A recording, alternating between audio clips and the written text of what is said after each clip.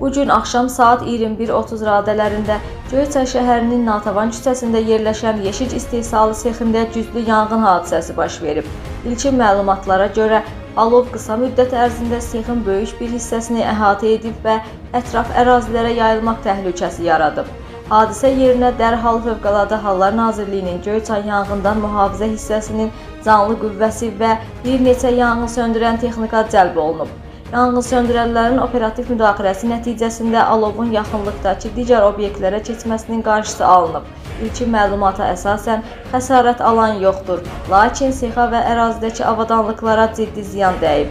Hazırda Fövqəladə Hallar Nazirliyinin və Göyçay rayon polis şöbəsinin əməkdaşları hadisə yerindədir.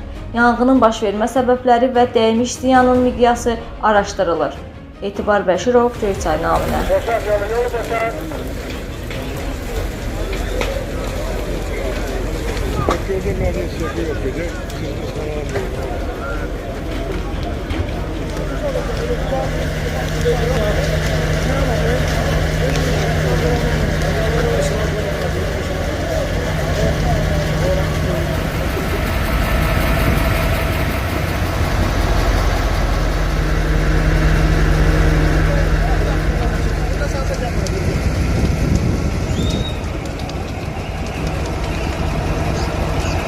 Burada şey,